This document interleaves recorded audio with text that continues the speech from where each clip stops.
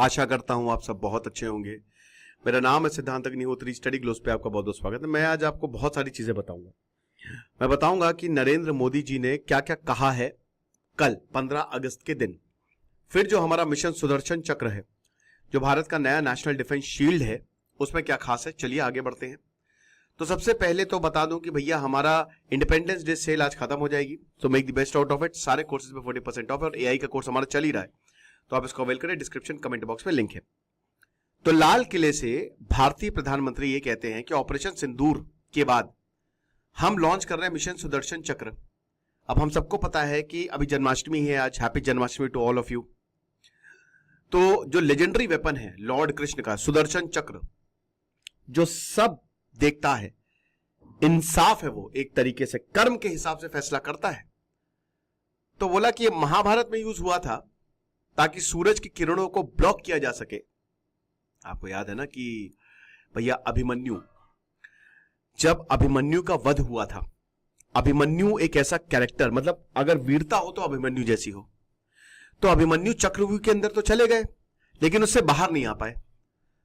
तो अर्जुन ने प्रण लिया था कि सूर्यास्त तक मैं मार दूंगा, जो अभिमन्यु के कातिलों को मैं मार दूंगा, लेकिन सूर्यास्त तो हो गया और अगर नहीं होता है तो मैं खुद भी खत्म हो जाऊंगा। तो ये अर्जुन का प्रण था, लेकिन सूर्यास्त तो हो गया, प्रॉब्लम बहुत ज्यादा थी, वो मार नहीं पाए और अल्टीमेटली भगवान कृष्ण ने सूरज को ही ढक दिया ताकि अर्जुन की जो प्रतिज्ञा है पूरी की जा सके।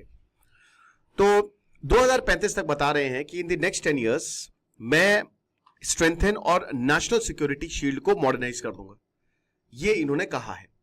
अब एक मल्टी लेयर्ड सिक्योरिटी शील्ड होगी। मेरे ख्याल में सबसे बड़ी दो यहां पे अनाउंसमेंट है। एक तो प्रधानमंत्री जी ने बोला है कि बेरोजगारों को 15,000 रुपए दिए जाएंगे। मेरे ख्याल में ये गलत है बिल्कुल। ये फ्रीबीज वाली बात जो है ना, उसको हटा दीजिए। आप बेस्ट ये करते ना कि मैं ये बोलता हूं कि बेरोजगारों को ट्रेनिंग दी जाएगी, वो ज्यादा। पैसे बांटना क्या मतलब है? ऐसे तो आप फ्री में पैसे बांटते रहो, कोई काम नहीं करता मेरे भाई, बट कोई बात नहीं। और दूसरा सुदर्शन वाला, सो मिशन सुदर्शन चक्र जो है वो एक एडवांस्ड मल्टी टेयर्ड नेटवर्किंग सिस्टम है। आपको पता है कि इस बार ऑपरेशन सिंदूर में हमारा जो एयर डिफेंस सिस्टम था विथ S400 100% एफिशिएंट था मेरे भाई, 100%। अब सुदर्शन जो है वो चूंकि भारत बना रहा है और जब इंडिया बनाता है तो क्वालिटी बनाता है, तो अब मान के चलिए कि इसमें सर्विलांस, साइबर सिक्योरिटी और एयर डिफेंस सिस्टम होगा। ठीक है, किसी भी एयर डिफेंस सिस्टम में बहुत सारे रेडार्स होते हैं, है ना, और उसके बाद फिर उसी हिसाब से मीडियम या लॉन्ग रेंज मिसाइल उसमें लगाई जाती हैं। तो शील्ड जो है वो लॉन्ग रेंज मिसाइल, एयरक्राफ्ट और अनमैन्ड एरियल व्हीकल यानी कि जो ड्रोन्स है उसको काउंटर करेगा। क्योंकि देखिए ये बहुत अच्छा तरीका है पाकिस्तान को जवाब देने का।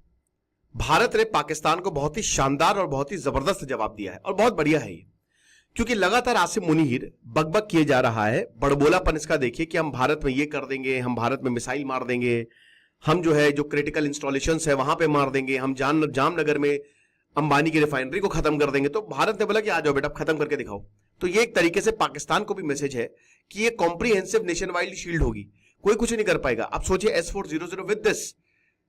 अब बाकी देखिए जितना भी अब प्रोजेक्ट में इसमें डिफेंस भाई DRDO तो आएगा ही आएगा, ठीक है, प्राइवेट सेक्टर आएंगे और जो हमारा आत्मनिर्भर है उस पे आएगा। फिर इंडिजीनियस जेट इंजन्स, ये भी बोला कि हम home grown fighter jet engine. अब कावेरी की बात हो रही थी, हमने F-35 क्यों यहां पे मना किया है? क्योंकि वो टेक्नोलॉजी शेयरिंग नहीं थी। अगर हमको किसी देश पे हमला भी करना है ना तो हमको अमेरिका से पूछना होता, इसलिए हम SU-57 की तरफ जाएंगे। हमको नहीं भूलना चाहिए कि जो चाइना है अपने 6th जनरेशन फाइटर एयरक्राफ्ट जो है वो पाकिस्तान को दे रहा है। और अभी मैंने एक लेक्चर लिया था 2-3 हफ्ते पहले, उसमें मैंने बताया था कि पाकिस्तान का स्क्वाड्रन भारत के बराबर आ गया। तो भारत को एयरक्राफ्ट, एयरफोर्स को बहुत तेजी से आगे बढ़ाना पड़ेगा, राइट। उसके बाद भारत जो कोविड वैक्सीन की सक्सेस है उससे कंपेयर किया, UPI डिजिटल पेमेंट कि क्यों नहीं होना चाहिए हमारा made in India fighter jet. हमारा साइंटिस्ट और यूथ जो है एक डायरेक्ट चैलेंज की तरह इसको लेना चाहिए। बट मैं सरकार से यही बोलूंगा यार, देखिए इंडिया को हम दुनिया का सबसे बेहतरीन, अमेरिका में पीछे छूट जाएंगे, ऐसा देश बना सकते हैं, लेकिन टैक्स कम करने की जरूरत है। जिस दिन आपने टैक्स किया, जिस दिन आपने अच्छी फैसिलिटी दी, हर सरकारी ऑफिस में ये लिखवा दीजिए, क्योंकि इसका साइकोलॉजिकल इंपैक्ट होता है कि मैं टैक्स पेयर हूं। और टैक्स पेयर अगर आपके पास कंप्लेन लेके आना है तो आपको इज्जत देनी है। आप ये करवाइए काम यार, आप बोलने से कुछ नहीं होगा। जब तक आप टैक्स कम नहीं करेंगे तब तक भाई कोई डायरेक्ट चैलेंज नहीं लेने वाला, तो बढ़ेगा इंडिया तो बढ़ेगा अमेरिका, यूरोप और दुबई, अगर आज के जमाने में बात करें तो। GTX 337 इंजन और जो एम्बिशियस कावेरी प्रोजेक्ट है 1989 से लेकर अभी तक वो लटका हुआ है। LCA को लताड़ लगाई चुके हैं AP सिंह कि अभी तक भैया क्या हुआ, तेजस अभी तक हमको मिला नहीं, HAL को बहुत लताड़ लगाई है यहाँ पे। तो इसकी बात हुई है। फिर उसके बाद 9 प्रोटोटाइप और 4 कोर इंजन, जिसमें 3217 घंटे की टेस्टिंग होगी। उड़ते रहो, फ्लाइंग टेस्ट बेड ट्रायल्स, ये सारी चीजें, राइट। इंजन जो है उस हिसाब से आया नहीं, मतलब 81 किलो न्यूटन इतनी फोर्स आपको जनरेट करनी थी, बट आपने कितनी फोर्स जनरेट की, कितना थ्रस्ट, 70.4, तो जाहिर सी बात है अच्छा खासा गैप है, तो उस हिसाब से जनरेट नहीं कर पाया जो थ्रस्ट है। HAL जो है वो GE एयरोस्पेस, जो कि अमेरिका की कंपनी है, अमेरिका और फ्रांस की बहुत जबरदस्त मोनोपोली है। अगर हम एरोनॉटिकल इंडस्ट्री की बात करते हैं तो ये F414 इंजन जो है वो प्रोड्यूस करेंगे LCA Mark 3 के लिए। 80% ट्रांसफर ऑफ टेक्नोलॉजी होगा, ये बहुत अच्छी बात है। साथ ही साथ यूके और फ्रांस से भी हम, रोल्स रॉयस यूके और सैफरन फ्रांस से भी हम बात कर रहे हैं, ताकि जो हमारा एमका है जिसको हमको आगे 2035 तक डिप्लॉय करना है, 2035 तक भारत की मिलिट्री बहुत ज्यादा ताकतवर हो जाएगी, मतलब उसको भेदना बहुत मुश्किल हो जाएगा। तो फाइनल डिसीजन जो है दैट इज पेंडिंग। और वही है कि रिलेक्टेंस काफी ज्यादा है कि भाई देखो हम क्यों दें अपनी टेक्नोलॉजी और मेटलर्जी, और देखो ये इसमें कोई बुरा मानने वाली बात नहीं है, भाई देश नहीं देते वो क्यों देंगे, उन्होंने उस पर मेहनत की है, उन्होंने उस पर R&D की है, तो मुश्किल होता है। बाकी ऑपरेशन सिंदूर की बड़ी तारीफ करते हुए बोला कि हमारी आर्म्ड फोर्सेस ने ऐसी की तैसी मचा दी और जबरदस्त तरीके से घर में घुस के मारा। पाकिस्तान को भी न्यूक्लियर ब्लैकमेल का जबरदस्त रिप्लाई दिया है यहाँ पे, ठीक है, कि भारत 2047 तक डेवलप होगा। तो ये जो न्यूक्लियर ब्लैकमेल है या फिर एक्सटर्नल प्रेशर है, ये सब नहीं चलेंगे, ये आप सबको समझना पड़ेगा। बाकी मैं कुछ की पॉइंट्स आपको बता देता हूं। तो सबसे पहला जो अनाउंसमेंट हुआ 79th इंडिपेंडेंस डे स्पीच पे, वो तो मैंने आपको बताया सुदर्शन। फिर उसके बाद GST रिफॉर्म्स, भैया प्लीज भगवान के लिए सरकार का मैं बहुत आभारी रहूंगा यार बहुत टैक्स जाता है। मैं 200-300 के कोर्स निकालता हूं, अब जैसे AI का भी 800 रुपए का कोर्स है, इसमें सरकार को मुझे 200 रुपए देने पड़ेंगे, 250 रुपए, मुश्किल होता है यार कंपनी चलाने में। आप कहते हैं सर आप कोर्स सेल करते हो, क्या करूं, एक तो बहुत सस्ते में आपको करता हूं, मतलब इतना कहीं पे भी नहीं मिलेगा। लेकिन एक कंपनी जब चलती है ना, एक सिस्टम चलती है, तो हम लोग ने फंडिंग कहीं से नहीं ली है, ठीक है, तो सर्वाइवल के लिए चीजें जरूरी रहती हैं ताकि हम आपकी सेवा कर सके और ज्यादा, क्योंकि जो AI का कोर्स है वो दुनिया का सबसे सस्ता है और इतनी शानदार चीजें हम उसमें दे रहे हैं। सो जो GST रिफॉर्म्स है उसको अक्टूबर 2025 तक, मतलब अभी 2 महीने बाद जो है, goods and services tax structure को रिवाइज करेगी सरकार। एसेंशियल गुड्स पे रेट्स को रिड्यूस करेगी, एजुकेशन सेक्टर पे रेट्स को रिड्यूस करे, 18% GST ना ले।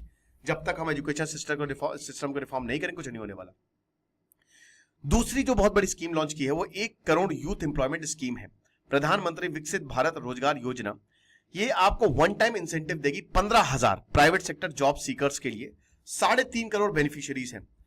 तीसरी जो बहुत बड़ी अनाउंसमेंट है वो तो सुदर्शन चक्र की मैंने बता दिया। फिर चौथी जो है, सेमीकंडक्टर चिप्स हम खुद से बनाएंगे, domestically we will manufacture it 2025 के एंड तक, ये तो हम कर सकते हैं आसानी से।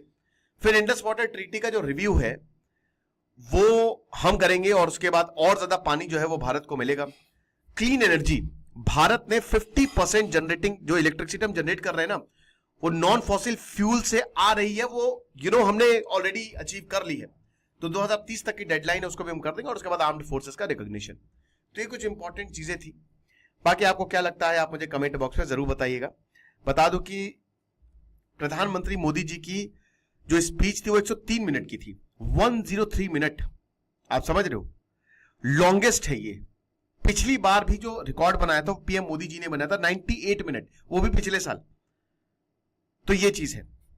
खुश रहिए, पढ़ते रहिए। दिस इज सिद्धांत अग्निहोत्री साइनिंग ऑफ। हमारे शानदार कोर्स को आप अवेल करें, सब पे ऑफ है, आज आखिरी दिन है सेल का। और आर्टिफिशियल इंटेलिजेंस अगर आपको AI सीखना है तो इसमें तो जरूर है। Thank you.